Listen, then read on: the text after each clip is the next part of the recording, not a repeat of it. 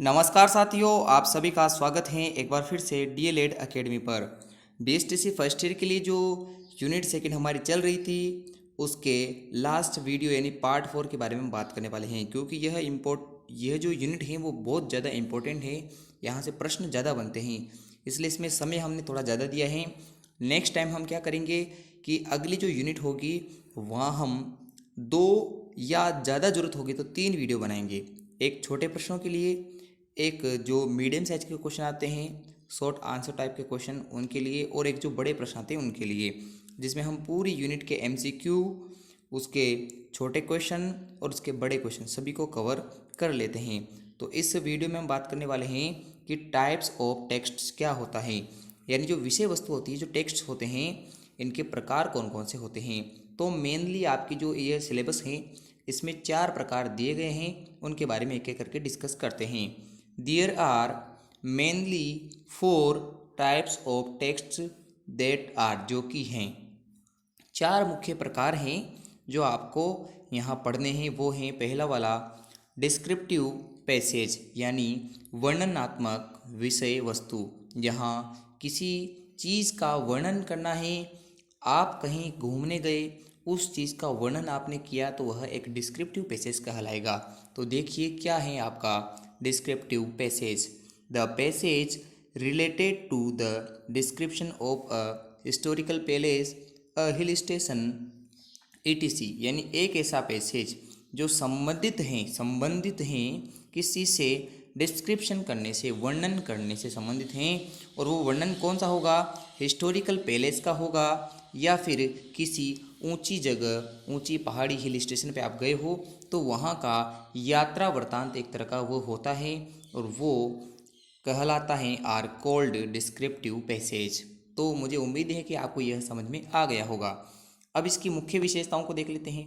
The primary purpose, मुख्य उद्देश्य of descriptive passage is, तो डिस्क्रिप्टिव पैसेज का मुख्य उद्देश्य है टू डिस्क्राइब, वर्णन करना, अ पर्सन, एक व्यक्ति का, प्लेस, स्थान का, और थिंग, वस्तुओं का, इन सच अ वे, उस तरीके से, दैट अ पिक्चर, जैसे एक चित्र, इज़ फॉर्म्ड, बना हो, इन रीडर्स माइंड, तो रीडर्स के माइंड में, जो पढ़ने वाला होता है उसके माइंड में जो फोटो बने, जो उसने देखा या उसी से संबंधित जो अनुभव था, बिल्कुल वैसा का वैसा जो है माइंड पिक्चर रीडर्स के दिमाग में बने, वो चीज़ कहलाती है डिस्क्रिप्शन पैसेज। यानी कि अगर मैं कहीं घूमने गया, मैंने उसको ऐसे इतने अच्छे वे में उसको लिखा, उस विषय वस्तु को लिखा कि पढ़ने वाले के दिमाग में भी वो चीज़ें जो हैं वैसे के वैसी, उस व्यक्ति की छवि, उस स्थान की छवि, उस वस्तु की छवि उसके दिमाग में बन पा रही हैं,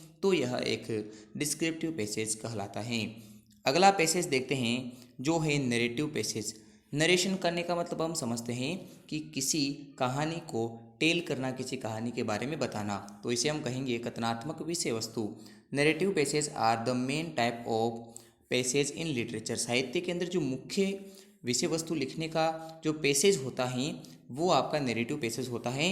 एंड टेल अ स्टोरी, यह एक जो है बताता है स्टोरी को टेल करना, कि स्टोरी क्या किस प्रकार से होगी।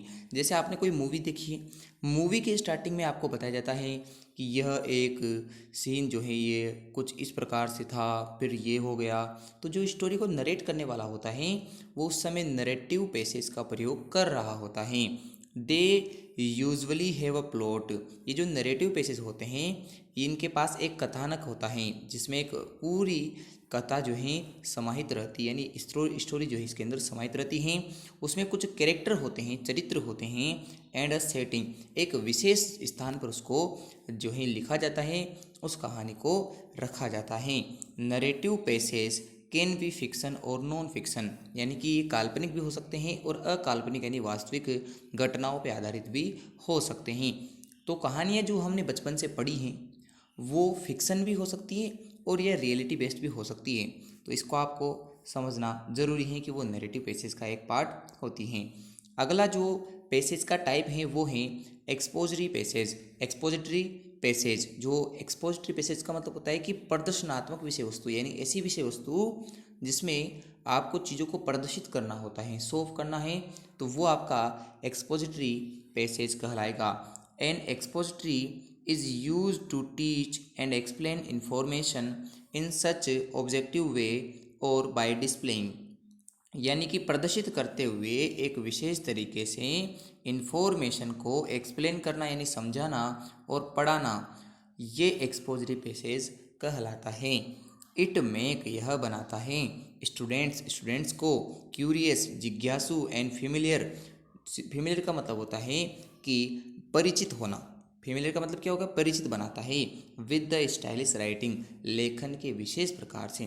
तो लेखन से जो विषय वस्तु से जोड़े रखने का काम जिस पैसेज के अंदर, जिस विषय वस्तु के अंदर होता है, वो एक्सपोजिटरी पैसेज कहलाता है।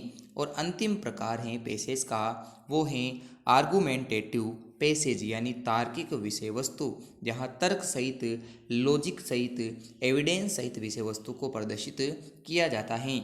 एन आर्गुमेंटेटिव पैसेज, एक जो तार्किक पैसेज होता है, is a piece of writing, जो लेखन का एक भाग है, दैट यूजेज, जिसका प्रयोग होता है फैक्चुअल एविडेंस को कलेक्ट करने में एंड लॉजिकल सपोर्ट को बताने में, टू कन्वेंस, कि सामने वाले को कन्वेंस किया जा सके, मनाया जा सके, द रीडर, जो रीडर है उसको, of a certain way of thinking, जिस प्रकार से उसकी विचार हैं। तो एक ऐसी विषय वस्तु प्रदर्शित की जाए जहाँ तथ्यात्मक एविडेंस, सबूत प्रदर्शित किए जाए और तार्किक बातें उसको बताई जाए, जिससे जो रीडर हैं उसको ये विश्वास हो जाए, वो कन्विंस हो जाए कि जो उसने पढ़ा है वो हाँ उसको प्रभावित कर रहा है या वो सच है। तो ये आर्गुमेंटेटिव पैसेज कहलाता है।